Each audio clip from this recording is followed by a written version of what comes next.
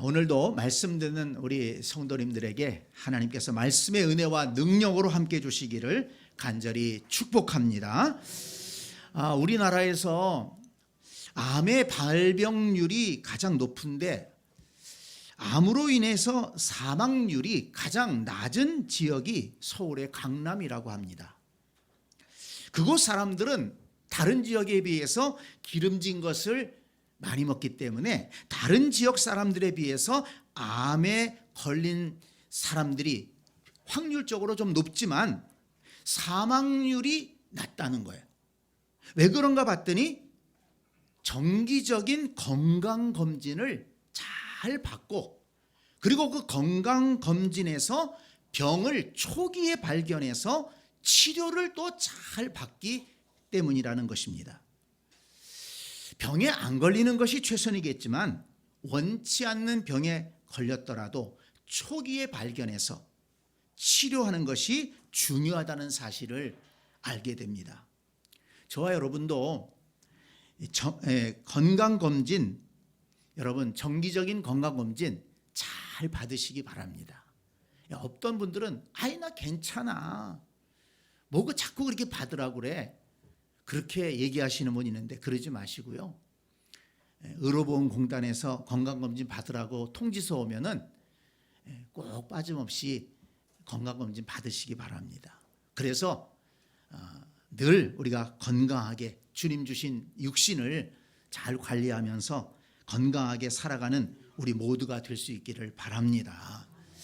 그런데 생각해 보면 이 건강검진이 이 육신의 문제뿐만 아니라 영적인 문제에도 해당되지 않겠는가 생각이 듭니다. 고린도후서 13장 5절 말씀에 보니까 너희는 믿음 안에 있는가 너희 자신을 시험하고 너희 자신을 확증하라. 예수 그리스도께서 너희 안에 계신 것을 너희가 스스로 알지 못하느냐. 그렇지 않으면 너희는 버림받은 자니라. 이렇게 말씀했습니다. 성도들에게 영적인 상태를 스스로 점검해 보라고 말씀하신 것입니다. 내 안에 예수 그리스도가 계시는가? 정말 나는 예수님을 잘 믿고 있는가? 내가 믿음 생활을 올바로 하고 있는가? 하나님을 기쁘시게 하고 있는가? 정말 하나님의 복 받을 만한 신앙생활을 하고 있는가? 그냥 교회 다니는 사람이 아니라 정말 주님의 마음에 합하게 신앙생활하고 있는가? 한번 점검해 보라는 것입니다. 예수 그리스도께서 우리 안에 계시지 않는다면 어떻다고요? 그렇지 않으면 너희는 버림받은 자니라. 굉장히 엄중한 말씀을 하시지 않습니까? 버림받은 자다. 지난주일에 말씀드렸죠? 너희 이름이 하늘에 기록된 것으로 기뻐해라. 왜 그렇습니까? 우리의 이름이 하늘에 기록되어 있지 않으면 지옥 불에 던져진다는 것입니다. 아주 엄중한 사실을 성경은 말씀하고 있습니다. 너희 안에 그리스도가 계시지 않는다면 너희는 버리운 자니라. 그렇기 때문에 너희 자신이 정말 믿음 안에 서 있는가를 스스로 돌아보고 확증하라는 것입니다. 예수님을 영접하고 예수님과 함께 살아가야 된다. 이것을 말씀한 것입니다. 내 신앙은 괜찮겠지라고 방심하고 있다가는 자칫 영적인 침체에 빠질 수가 있고 자신도 모르게 잘못된 신앙의 길로 갈 수가 있다는 것입니다. 여러분, 오늘이 12월 첫 주일입니다. 이제 2023년이 한 달밖에 남지 않았습니다. 참 세월이 빠릅니다. 남은 한 달 동안 여러 가지 해야 될 일이 많죠. 정리해야 될 것, 결산해야 될 것 참 많습니다. 그렇지만 우리 그리스도인들은 우리의 믿음을 다시 한번 점검하고 그리고 내년을 새해를 맞이해야 되겠다. 그런 생각이 듭니다. 자, 여러분, 하나님께서 우리에게 생명 주셨다면, 또 내년을 살게 하신다면 내년은 올해보다 신앙생활 더 잘 해야 되지 않겠습니까? 내년은 올해보다 하나님을 더 기쁘시게 하는 삶을 살아야 되지 않겠습니까? 내년은 올해보다 하나님의 은혜와 복을 누리면서 복된 인생을 살아야 되지 않겠습니까? 여러분, 이 사회에 비관적이고 우울한 그런 분위기들이 많이 있어요. 그런 것들을 뉴스로 많이 전하고, 뉴스를 들어보세요. 하나하나 좋은 소식이 있습니까? 우울해져요. 비교의식 생겨요. 여러분, 이 세상의 잘못된 사조를 따라가지 말고 우리는 하나님의 말씀을 따라서, 하나님이 우리에게 생명 주셨고, 사실 또 생각해보면 언제까지 살게 하실지 모르잖아요. 하나님께서 살게 하실 동안만 사는 것입니다. 하나님이 생명 주셔서 살게 하시는 이 시간 동안 우리가 믿음으로 하나님을 잘 예배하고 섬기면서, 또한 하나님의 은혜와 복을 누리면서 복되게 기쁘게 감사하면서 살아가야 될 줄로 믿습니다. 한번 따라서 합시다. 살아있는 동안 기쁘게 살자, 감사하며 살자, 복되게 살자. 여러분, 우리 그리스도인들은 그렇게 살아가야 됩니다. 그런데 여러분, 올해보다 내년은 더욱 기쁘게, 더욱 감사하면서, 더욱 하나님의 복을 누리면서 살아가는 그런 복된 그리스도인들이 되어야 할 줄로 믿습니다.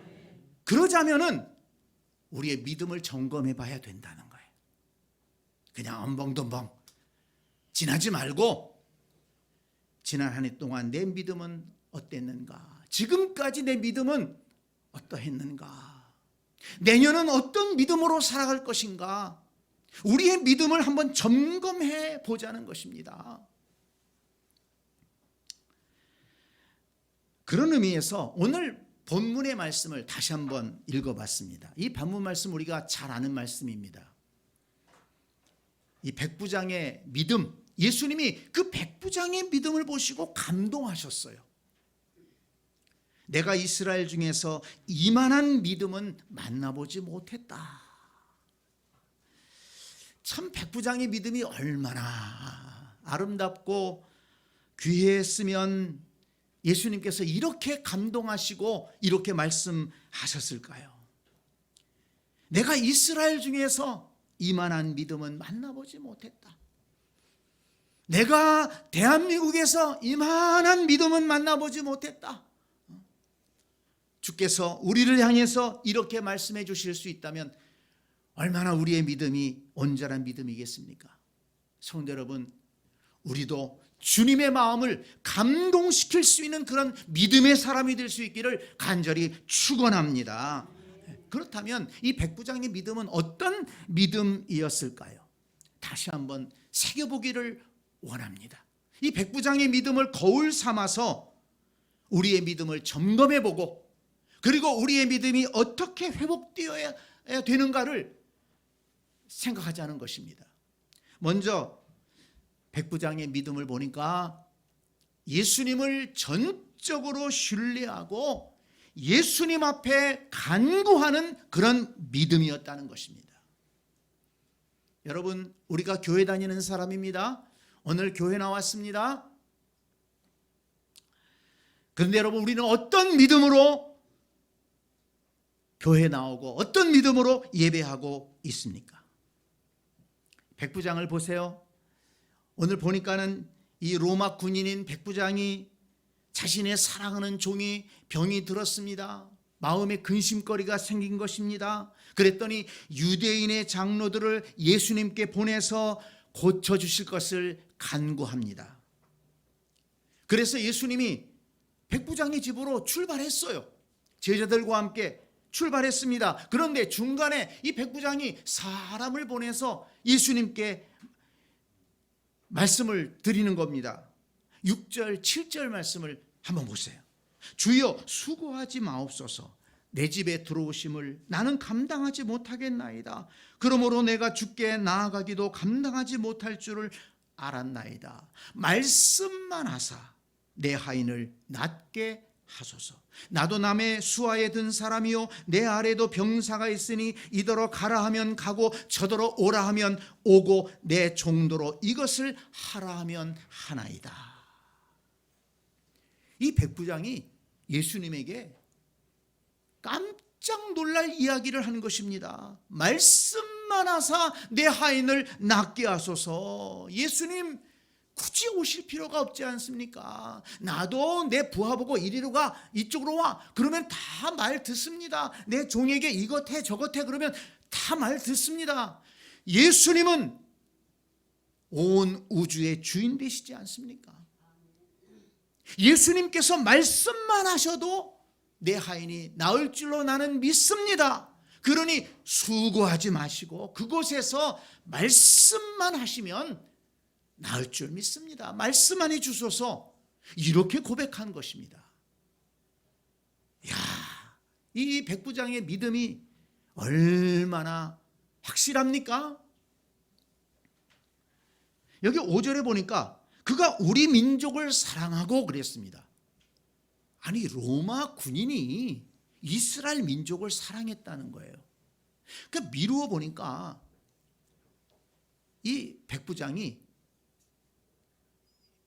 야훼 하나님, 여호와 하나님을 믿고 있는 것입니다. 그리고 거기에서 그친 것이 아니라 예수 그리스도에 대해서 관심을 가지고 예수 그리스도의 말씀을 듣고 예수 그리스도의 능력을 보고 예수 그리스도를 주님으로 발견한 것입니다.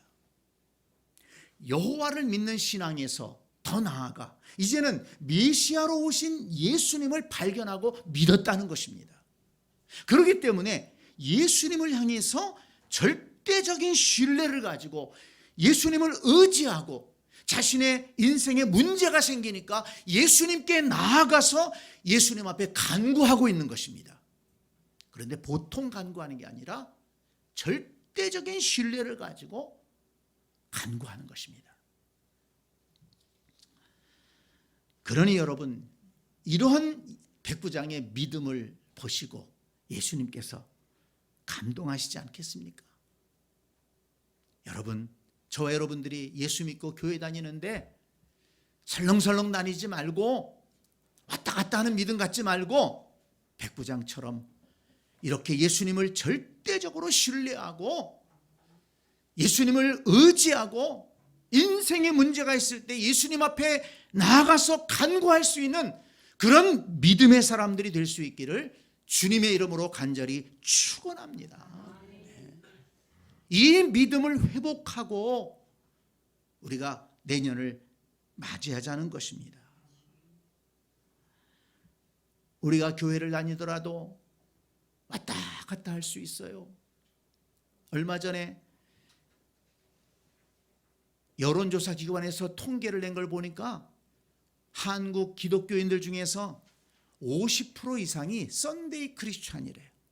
주일날만 교회 나오는 거예요. 주일날만 나오더라도 확실한 믿음 가운데 나오면 괜찮은데 교회 다니는 사람이라는 것이 그들 가운데 기도하는 사람이 없고 성경을 읽는 사람이 없고 헌금하는 사람이 없고 그냥 교회에 적을 두고 있는 사람이라는 거예요. 그런 통계가 나왔어요. 여론조사 기관에서. 여러분, 이 세상의 불신앙의 풍조가 지금 사람들의 마음을 지배하고 있습니다. 악한 영들이 사람들의 마음을 빼앗아가고 있습니다. 이 물질주의와 또 과학만능주의 이런 것들이 사람들의 마음을 빼앗아가고 있어요.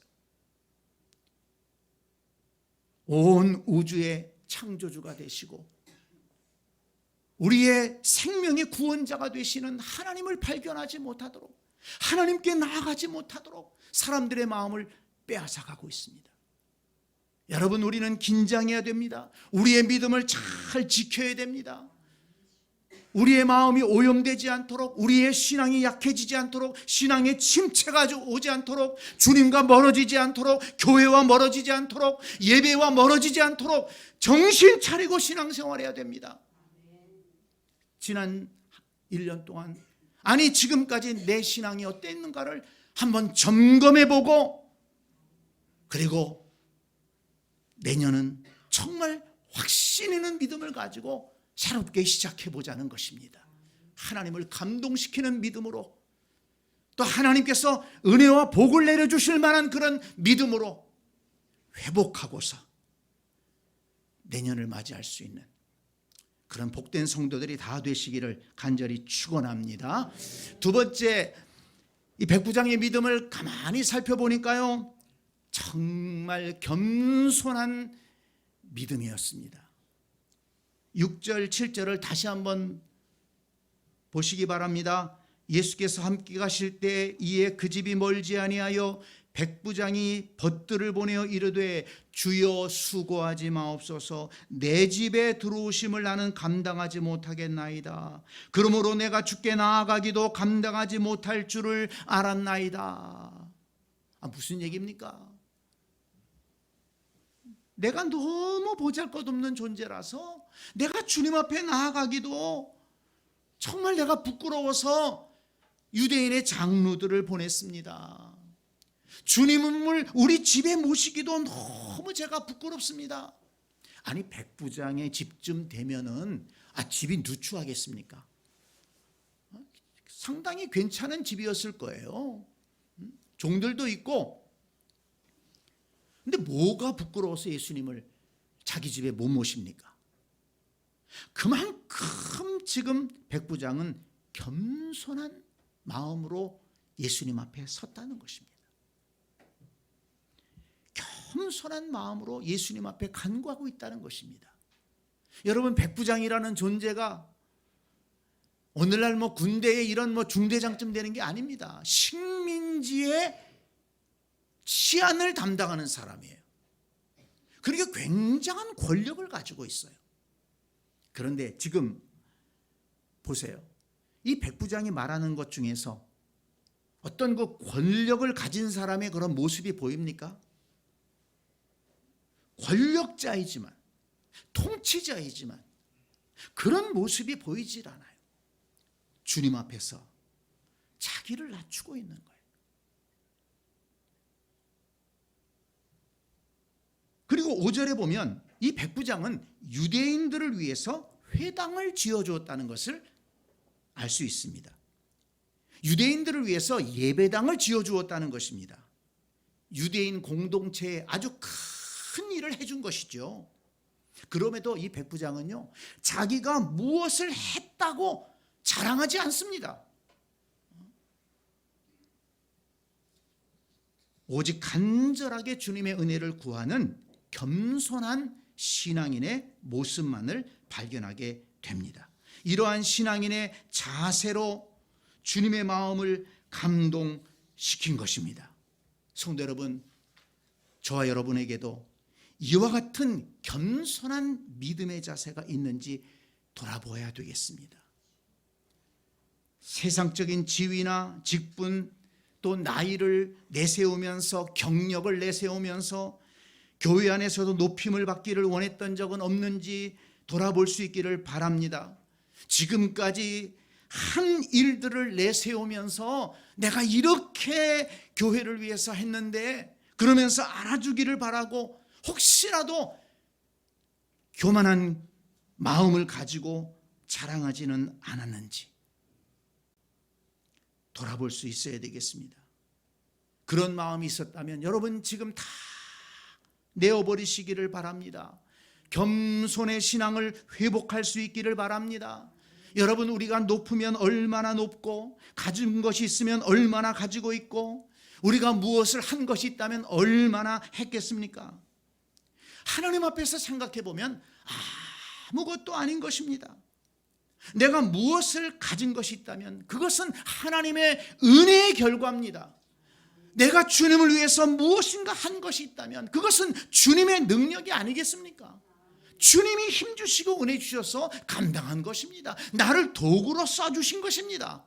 그렇다면 하나님께서 거룩한 일을 위해서 나를 오히려 써주신 것에 감사해야지, 그것이 하나의 교만한 거리가 되고 그것이 계급장이 되고 그것이 자랑할 거리가 돼서는 안 된다는 것입니다.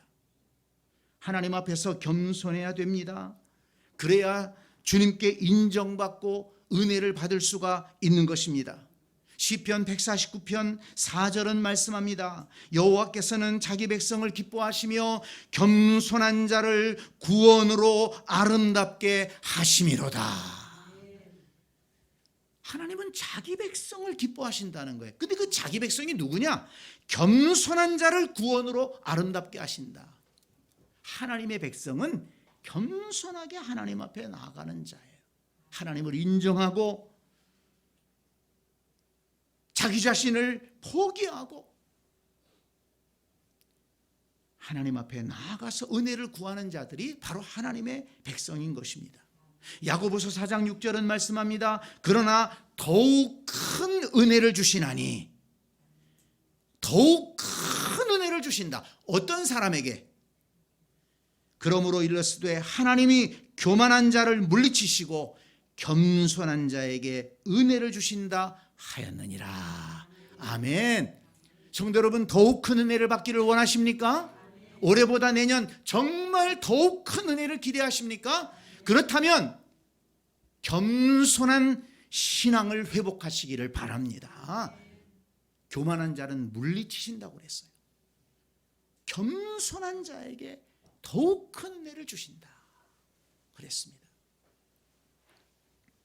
저와 여러분 모두가 올해가 가기 전에 겸손한 신앙을, 또 겸손한 태도를 회복하고 주님을 감동시키는 믿음의 사람으로 거듭날 수 있게 되기를 주님의 이름으로 간절히 축원합니다. 또 한 가지, 백부장의 믿음을 가만히 살펴보니까요, 화목을 이루는 믿음이었다는 것을 알 수가 있습니다. 3절 4절 말씀을 보면 예수의 소문을 듣고 유대인의 장로 몇 사람을 보내어 오셔서 그 종을 구해 주시기를 청한지라. 이에 그들이 예수께 나와 간절히 구하여 이르되 이 일을 하시는 것이 이 사람에게는 합당하나이다 라고 했습니다. 백부장은 본인이 직접 예수님께 나가는 것도 부끄러워서 유대인의 장로들에게 부탁을 했다는 것입니다. 그런데 이 유대인의 장로들이 예수님을 찾아와서 간절히 구했다는 거예요. 이 사람의 간청을 좀 꼭 들어주셔야 되겠습니다. 이 사람은 정말 좋은 사람입니다. 여러분, 유대인의 장로들이 왜 이렇게 이 백부장의 일을 자기 일처럼 이렇게 나서서 간구했을까요? 그동안 백부장이 다른 사람들을 어떻게 대했는지를 이 말씀을 통해 알 수 있는 겁니다. 다른 사람들과의 관계를 어떻게 유지하며 살았는가를 이 말씀을 통해 알 수가 있는 거예요. 여러분 생각해 보세요. 이 백부장은 식민지의 점령군 장교입니다. 치안을 담당하는 사람이에요. 이 유대인의 장로들은요, 식민지 백성이에요. 유대인들은 지금 로마가 와서 통치하고 있다는 사실에 대해서 굉장한 불만을 가지고 있고 저항하고 있습니다. 그러면 이 백부장과 유대인의 장로는 화목할 수 있을까요? 그런데 여러분, 여기에 지금 백부장과 장로들의 관계를 한번 보세요. 이렇게 화목한 관계, 이 백부장의 어려운 사정을 듣고 부탁을 듣고 유대인의 장로들이 나서서 이렇게 간절하게 예수님께 구했다는 것은 그만큼 백부장이 유대인들을 대할 때, 유대인의 장로들을 대할 때 인격적으로 대하고 친절하게 대하고 그들 입장에서 그들의 문제를 해결해 주면서 그들과 사이좋게 화목하게 지냈다는 것을 보여주는 것입니다. 이게 쉬운 일이겠습니까? 이 백부장의 마음을 유대인의 장로들도 알았기 때문에, 그리고 더 나아가 유대인들을 위해서 회당까지, 예배당까지 지어주었잖아요. 결코 쉬운 일이 아닙니다. 이런 백부장의 진심을 알았기 때문에 유대인의 장로들도 마음을 열고, 그리고 백부장이 부탁을 하니까 자기들 일처럼 나서서 그렇게 예수님을 찾아와 온 것입니다. 여러분, 예수님께서 이것도 귀하게 보신 것이 아니겠습니까? 이렇게 화목한 관계를 유지하면서 살아가는 이런 믿음, 여러분, 믿음을 꼭 하나님과의 관계만을 생각하지 마세요. 성경을 읽어보세요. 하나님과의 관계가 올바른 사람은 반드시 사람과의 관계도 올바르다는 것을 성경은 우리에게 말씀하고 있습니다. 하나님과의 관계가 올바른데 사람과의 관계가 안 좋다? 그것은요, 하나님과의 관계가 문제가 있다는 증거입니다. 오해하면 안 됩니다. 착각하면 안 됩니다. 그래서 요한복음 13장 35절에 보면 예수님께서 아주 강조하시면서 하신 말씀이 있죠. 너희가 서로 사랑하면 이로써 모든 사람이 너희가 내 제자인 줄 알리라. 아멘. 한번 따라서 합시다. 너희가 서로 사랑하면 이로써 모든 사람이 너희가 내 제자인 줄 알리라. 여러분, 이 말씀 한번 잘 생각해 보세요. 모든 사람이 너희가 내 제자인 줄 알리라. 아, 저 사람은 예수님 믿고 따르는 사람이야. 사람들이 뭘 보고 인정해 준다고요? 아이고, 저 사람은 그냥 늘 교회 가서 살아. 아, 성경책 들고 다녀.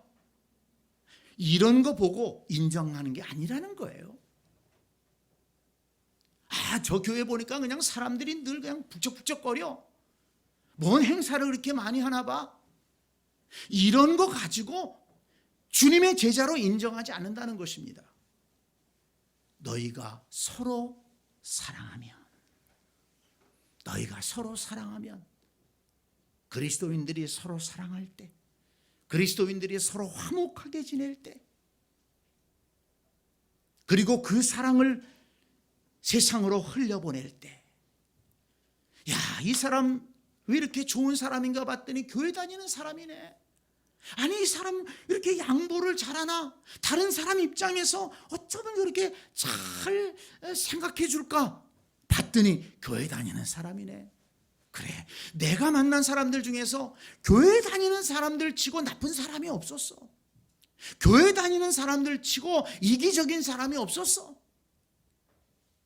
여러분, 이런 얘기들이 믿지 않는 사람들 속에서 나와야 되지 않겠습니까? 그게 말씀대로 사는 것 아니겠습니까? 그게 예수님의 말씀을 따라 사는 게 아니겠습니까? 그런데 만약에 우리끼리도 화목하지 못하다면, 우리끼리도 그냥 뭔가 삐끗거리고 거리감이 있고 만나면 불편한 사람이 있고, 물론 살다 보면 안 맞는 때도 있고 의견이 안 맞는 때도 있고 때로는 기분 나쁜 일도 있고 있어요. 다 각자 다른데, 그렇지만 여러분, 우리가 예수 안에서 예수님의 사랑으로 그 모든 것을 품을 수 있는 그런 우리의 심령이 되어야 되지 않겠습니까? 그래서 성경은 뭘 말씀합니까? 너희 안에 이 마음을 품으라. 곧 그리스도 예수의 마음이니. 그리스도 예수의 마음을 품으면 가능한 것입니다. 내 마음 가지고는 안 돼요. 그러나 그리스도 예수의 마음을 품으면 내 생각의 넓이가 커지는 것입니다. 내 사랑의 크기가 커지는 것입니다. 그러면 감싸 안을 수 있는 거예요. 용납할 수 있는 것입니다. 용서할 수 있는 것입니다. 좀 봐줄 수 있는 거예요. 이해할 수 있는 것입니다. 양보할 수 있는 것입니다. 예수님 마음이 우리 속에 있으면 가능한 것입니다. 로마서 12장 18절을 보니까 할 수 있거든 너희로서는 모든 사람과 더불어 화목하라 말씀했습니다. 한번 따라서 합시다. 할 수 있거든 모든 사람과 더불어 화목하라. 이 말씀 잘 읽어야 됩니다. 나하고 좀 결이 맞는 사람, 나하고 좀 성격이 좀 맞고 얘기가 좀 통하고 나한테 잘해주는 사람, 그런 사람하고 화목하라고 그랬습니까? 그런 사람하고 화목하지 않는 사람이 누가 있어요? 그런 사람하고 잘 지내지 않는 사람이 누가 있어요? 그 당연한 거예요. 왜? 할 수 있거든 너희로서는 모든 사람과 더불어 화목하라 이렇게 말씀하셨을까요? 안 맞는 사람이 있을 수 있다. 그러나 그런 사람과도 화목해야 된다. 화목을 만들어 가야 된다. 화목을 이루는 일꾼이 돼야 된다. 그래서 하나님 말씀에 화목하게 하는 직분을 주셨다 이렇게 말씀하지 않았습니까? 직분이라고 그랬어요. 직분은 그 직을 감당하는 사람입니다. 어떤 직이 우리에게 있어요? 화목하게 하는 직이 우리에게 있는 것입니다. 성도 여러분, 올해가 가기 전에 화목하지 못했던 관계가 있다면 미루지 말고 계속 그거 끓이고 내년까지 가지 말고 올해 안에 다 청산하고 화목한 관계를 회복하고 내년을 새해를 맞이하는 여러분들이 될 수 있기를 간절히 축원합니다. 불편한 관계 내 속에 가지고 있어야 그거 하나 득될 것 없습니다. 하나님 앞에 기도하는 것에도 걸림돌이 되는 거예요. 그래서 예수님이 오라고 말씀하셨습니까? 너희가 예배드리다가 형제와 뭔가 안 맞는 게 생각이 났다면, 갈등하는 게 생각이 났다면 예배 중단하고 가서 화해하고 와서 예배드려라. 예수님이 왜 그런 말씀하셨을까요? 우리에게 있을 법한 일이기 때문에 그렇습니다. 올해가 가기 전에 화목한 관계를 회복할 수 있기를 바랍니다. 불편한 관계 다 해결하시기 바랍니다. 말 한마디만 잘하면 다 풀어집니다. 내가 조금만 마음이 넓어지고 생각만 크게 하면 넓어집니다. 예수님 마음에 품고 나아가면 다 해결할 수 있습니다. 왜 벽을 쌓고 왜 거리감을 두고 왜 불편한 관계 속에서 살아가고 신앙생활합니까? 우리 교회에서, 가정에서, 직장에서 내가 관련된 모든 사람들과, 성경 말씀대로 모든 사람들과 화목한 관계를 유지할 수 있는 복된 신앙인으로 회복하고 올해를 마무리하고 내년을 맞이할 수 있는 그런 복된 성도들이 될 수 있기를 간절히 축원합니다.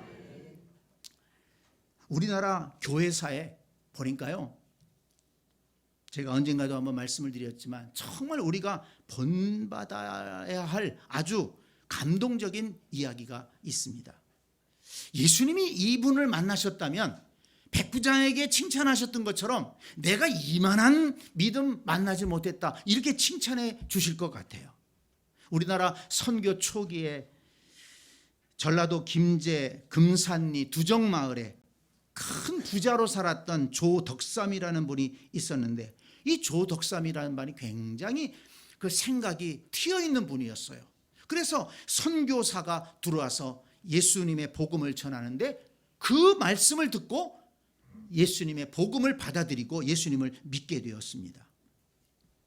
이제 농한기에는, 그 당시에는 농한기에는 이제 교회들이 이렇게 서로가 모여서 부흥 집회를 하고 사경회를 했는데, 이제 전주까지 가서, 그 전주 소문교회가 먼저 세워졌기 때문에 거기 가서 사경회를 하는데, 거기 갈 때에는 자기 종이었던, 그 집의 종이었던 이자익이라고 하는 그 종이 있었는데, 그 종이 말을 끌고, 그러면 이제 이 주인은 말을 타고 사경회를 가는 거예요. 근데 사경회를 가서는 주인만 사경회에 참석하는 것이 아니라 마부로 따라왔던 이자익도 같이 들어가서 사경회에 참석을 했는데, 이 이자익도 그 자리에서 예수님의 말씀을 듣고 예수님을 믿게 된 것입니다. 그리고 이 주인과 종이 머슴이 함께 신앙생활을 하게 된 거예요. 그리고 이 조독삼의 사랑채에서 이제 금산교회를 설립하게 되었습니다. 그 동네에서 이 조독삼, 그리고 종이었던 이자익, 그리고 그 동네 사람 박희서라는 사람이 세 사람이 세례를 받고, 그리고 그 가정들이 모여가지고 금산교회를 이렇게 설립하게 되었는데, 이제 사람들이 조금 모이니까 이 선교사를 도와줄 사람이 필요하잖아요. 그러니까 오늘날로 말하면 전도사급인 이런 조사를 세웠는데, 교인들 중에서 가만히 보니까 이 이자익이라는 이 사람이 머슴이기는 한데 굉장히 영리하고 또 믿음도 좋았던 것입니다. 그래서 이 선교사가 이자익을 조사로 세웠습니다. 그래서 이 이자익이 교회에서는 모든 일을 이렇게 돌보고, 그리고 선교사가 오지 않는 때에는 또 이자익이 예배를 인도하기도 하고 그런 거예요. 근데 여러분, 그 주인이었던 조독삼이 어떻게 했는 줄 아세요? 사람들은 염려했어요. 야, 저 머슴이 조사가 됐으니 저 주인이 어떻게 행동할까? 그리고 그 당시에는 양반과 이 상놈의 그 계급이 분명했던 시대 아니었습니까? 사실은 머슴은 굉장히 무시하지 않았습니까? 그런데 웬걸 이 조독삼은 조사인 이자익을 교회에서 잘 받들어서 그렇게 교회를 이끌어 갔다는 것입니다. 그런데 더 큰 일이 생겼습니다. 이제 교회가 웬만큼 자리 잡고서 장로를 선출하기 위해 투표를 했는데, 주인인 조독삼은 떨어지고 머슴인 이자익이 장로로 선출된 것입니다. 그러니까 다른 교인들이 더 걱정이 된 거예요. 야, 이제는 진짜 큰일 났다. 이제 이 조독삼 집에서 예배를 드렸는데 이제 교회 집에서 나가라고 그러면 어떡하나, 이런 생각을 하는 사람도 있었고, 이제 조독삼이 교회 안 나올 수도 있겠다, 뭐 이렇게 생각하는 사람도 있었다는 거예요. 그런데 웬걸요, 이 조독삼은 장로가 된 이자익을 따뜻하게 교회에서 받들어 섬기면서 그 교회를 세워갔다는 것 아니겠습니까? 그리고 그 조독삼이 자기 집에서 예배드리다가 이제는 예배당을 건축해야 되니까 자기 땅을 내놓고 또 자기 재산을 내놓아서 지금 전라북도 문화재 136호로 지정되어 있는 기역자 교회를 지어서 봉헌을 했다는 것입니다. 그리고 나중에 이제 조독삼도 장로가 되었는데, 그 후에 더 놀라운 것은 이 이자익 장로를 조독삼 장로가 평양신학교에 공부하러 보낸 것입니다. 그 이자익 장로의 영성을 알아보고 목회자로 키우면 좋겠다. 그래서 학비를 대주면서 그렇게 후원을 했어요. 그리고 이자익이 이제 학교를 졸업하고 목사 안수를 받았는데, 그 후에 그 금산교회의 담임 목사로 초대를 했습니다. 주인은 장로고 머슴이 목사가 돼서 담임 목사가 된 것입니다. 그런데 이 조독삼 장로가 담임 목사인 이자익을 그렇게 지성으로 섬기면서 그 금산교회를 잘 세워갔다는 것입니다. 여러분, 참 우리 신앙인들의 입장에서 보면 얼마나 감동적인 얘기입니까? 이 조독삼이라는 분이 정말 예수 그리스도를 믿되 진심으로 확실하게 믿었기 때문에, 그 말씀에 정말 순종했기 때문에 이런 모습을 보인 것이 아니겠습니까? 예수 그리스도를 확신 있게 믿는 사람은 겸손할 수밖에 없어요. 겸손한 사람은 다른 사람들과 화목할 수밖에 없습니다. 이게 다 이어지는 것입니다. 어느 것 하나 떨어지는 게 아니에요. 확실한 믿음의 사람은 겸손하게 된다. 겸손한 사람은 모든 사람과 화목하게 지낸다. 이것이 주님이 원하시는 것 아닌가요? 그 속에 은혜가 있고 그 속에 기쁨이 있는 것 아니겠습니까? 여러분, 세상의 가치를 따라 살지 말고 말씀의 가치를 따라 살아가는 저와 여러분들이 되기를 원합니다. 이것을 회복하고 새해를 맞이하자는 것입니다. 우리 자신을 점검해 보자는 것입니다. 건강검진 받으러 가면 얼마나 복잡합니까? 옷을 갈아입고 여기 가서 뭐 찍고 저기 가서 뭐 찍고 그러지 않아요?